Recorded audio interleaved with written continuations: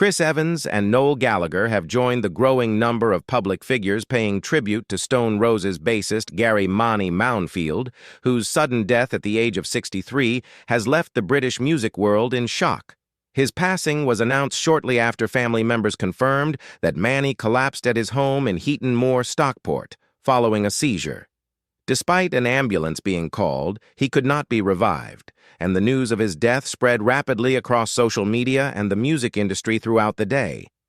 Manny's brother Greg delivered the first public announcement in a brief but emotional Facebook message, writing that it was with the heaviest of hearts that he had to confirm the death of his brother.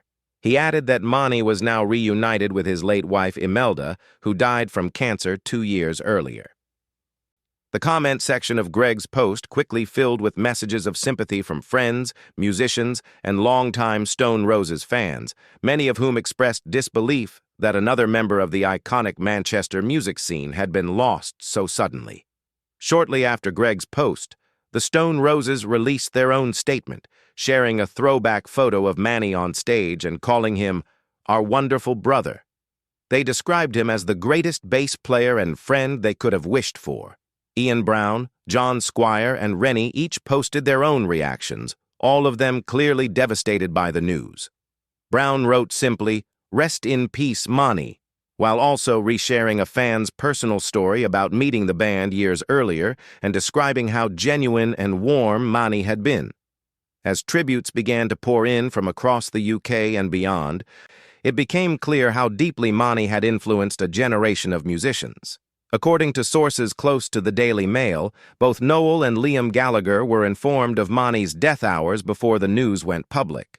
The Gallagher brothers, who have long been associated with the Manchester music scene and regarded Manny as a hero, were said to be absolutely heartbroken. The connection between Manny and the Gallagher brothers dates back decades, with Manny having been a key figure in shaping the sound and culture that Oasis would later take global. Chris Evans also paid his respects, acknowledging Manny's huge impact on British music and the enormous legacy he leaves behind.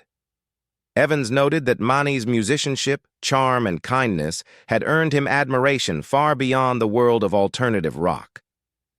Others from the entertainment industry echoed similar sentiments as the news spread, highlighting the sense of loss felt across multiple generations. Alongside the condolences from public figures, thousands of fans shared their memories of Manny on social media. Many described him as approachable, down-to-earth, and unfailingly friendly. One fan recalled meeting Manny, Rennie, and Ian Brown in 2016 and said they were just funny, warm, and charming before thanking Manny for the music. Another described hearing the news as a massive shock, adding that Manny had been one of the greats of the Manchester scene. Manny had been scheduled to begin an intimate conversation tour next year, where he planned to recount his life with the Stone Roses, including the legendary 1990 Spike Island gig and the band's 2012 stadium comeback. The tour was announced just 6 days ago, making his sudden death even more difficult for fans to process. The announcement described the tour as a chance to look back at highlights from a career that helped define a musical era, covering everything from Fool's Gold to Second Coming, and from court cases to bucket hats. The timing also adds to the sense of tragedy, as Manny's wife Imelda's passing in 2023 is still fresh in the memory of those close to him. Imelda, who had been diagnosed with bowel cancer 3 years earlier, spent her final years raising money for the Christie Hospital, the Stockport Charitable Trust, and Maggie's. Together, she and Manny ran charity events that involved auctions of memorabilia from figures like David Beckham and members of Oasis. Imelda's optimism through her illness left a deep impression on those who followed her story, and her death was widely mourned.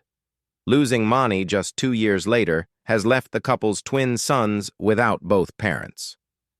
Music colleagues also recalled Manny's history with the Stone Roses. Born and raised in Manchester, he left school at 16 to pursue music, eventually joining the band in the 1980s and helping create the sound that made them one of the defining groups of their generation. He played on both Stone Roses albums before the band split in 1996. He then joined Primal Scream, remaining with them until 2011, when he announced he was leaving the band to rejoin a reformed Stone Roses. The revival was met with huge excitement, leading to sold-out shows and renewed interest in their influence on modern guitar music. Longtime peers shared heartfelt messages. Liam Gallagher posted in all caps that he was in total shock and absolutely devastated. Rowetta from the Happy Mondays said she would miss him so much and sent love to his family.